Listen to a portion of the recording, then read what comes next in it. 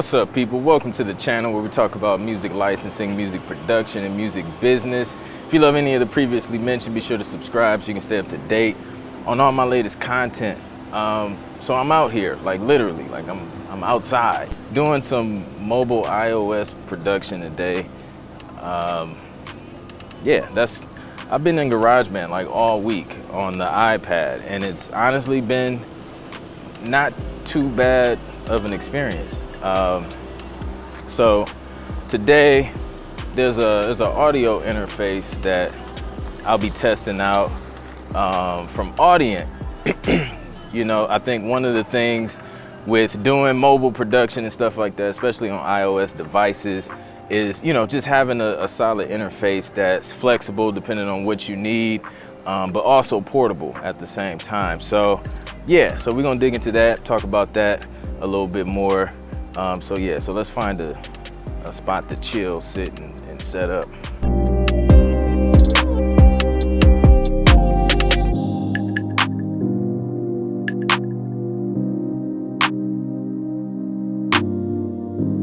So this is the mobile setup, at least for today. Pair of headphones, MIDI controller, X-Key Air, iPad Pro, my Cranks audio headphones, and the piece that puts it all together. Well, at least the headphone audio portion of it. So I was talking to the good people over at Audient about, you know, just my whole creating on the iPad, right? And just being able to have a professional audio interface to do the things that I would normally do in the studio, but I can do it anywhere because, you know, a dope device enables me. So they were kind enough to send me their EVO 4 to test out and see how I like it and to share it with you guys. So I've been working with this thing all week, and then, you know, I'm out here about to finish an instrumental cue for TV that I'm working on. So, and I'm making it in GarageBand, which I'm gonna do a separate video on GarageBand, because listen, Alchemy is in GarageBand. Nobody told me Alchemy was in GarageBand on iOS. So yeah, I'm using Alchemy today. Like Alchemy, like if you don't wanna dish out the money to buy like Omnisphere or, like, you know, an expensive plug-in like that, the joint is powerful, like it's dope. So yeah, like all the sounds I'm using in here is Alchemy, and I imported some of my custom drum sounds in here, and 808s and things like that. So yeah, let's get to creating.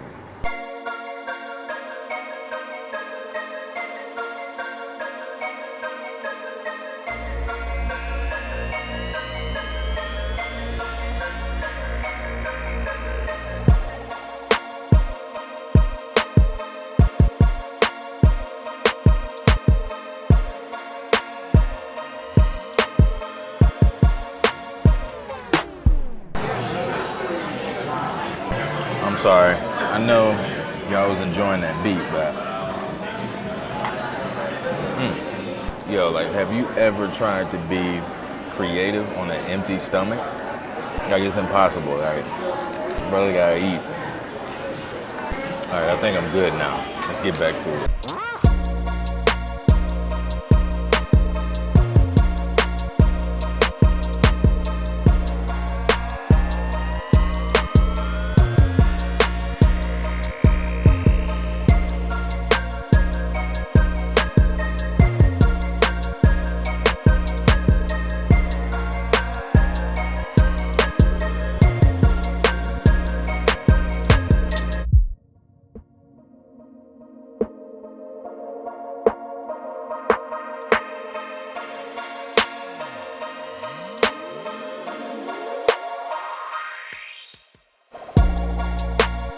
All right, so let's talk about what I like about this interface.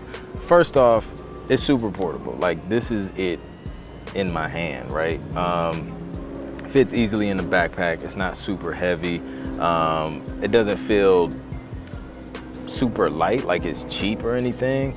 It is made out of plastic, but again, that kind of goes to the lightweight feel. If you're looking for something portable, you don't want something just weighing your backpack down. Honestly, you can even carry this if you just wanted to randomly carry something in your hand. I don't know. Secondly, it's a simple interface, right? You got your volume knob. You got your 2 buttons here for the input. So you got 2 XLR slash instrument inputs here, and then you got the convenient input up front if you want to use that instead of one of the ones in the back. So if you got a guitar or some type of instrument that you just want to plug in, you can do it right in the front of the interface, which is super convenient. You got your phantom power, your monitor. You know, you can change the volume, adjust the volume of your input monitoring, and then your overall volume of the whole mix and audio that's coming out.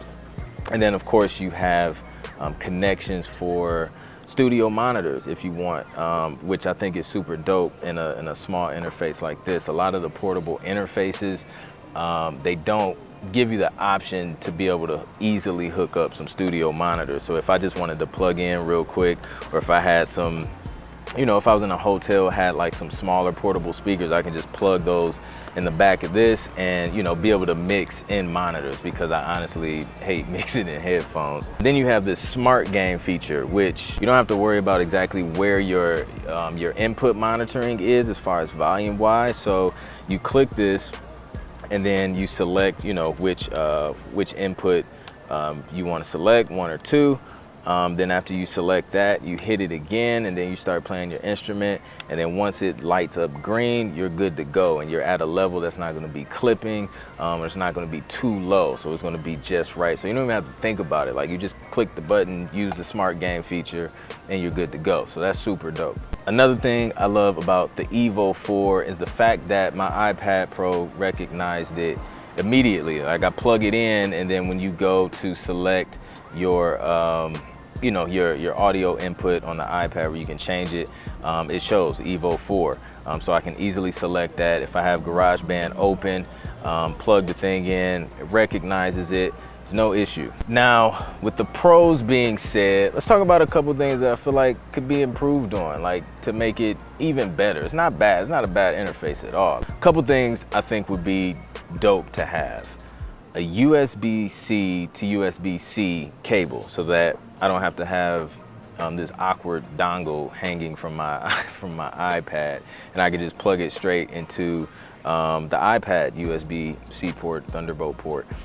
So I think that would be dope. It comes with a USB-C to USB-A cable, which again, I think it would be a nice touch if they added both, so that you can have the flexibility to choose which one you want. Another thing I think would be a dope addition to this would be to make the volume knob have like some type of push down mute unmute feature. I feel like, you know, sometimes if you have somebody coming up talking to you in the middle of creating or something like that, you want to quickly mute the music, or you can stop it. But I feel like having a volume knob, you know, this front and center on an interface, I think it's just super convenient to just be able to push down and quickly mute the audio. So I think that would be a nice touch, you know, moving forward in product development or something like that. So those are like my 2 little nitpicky improvements or things that I feel like could be improved upon with this particular interface. But overall, I think it's super dope. I think it makes life convenient, especially with that smart gain feature.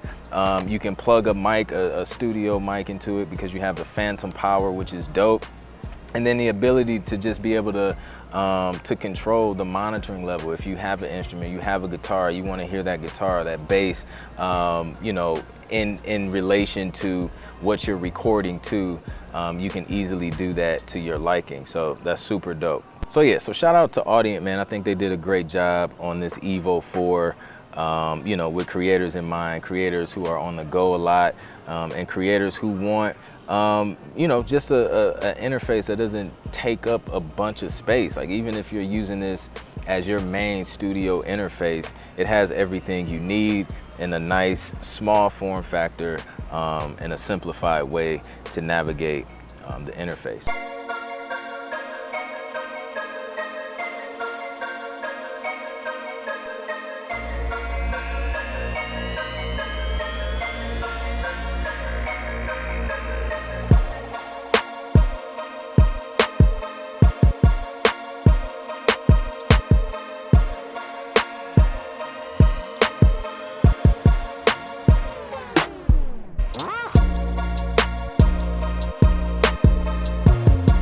So hopefully you enjoyed the video. If you did, please be sure to like, share, and subscribe. And if you want to check out any of the gear that I talked about in the video today, just look in the description. I'll have all the links down below so you can check that out. So I'm about to head back to the studio, and I'll catch you on the next one. Peace.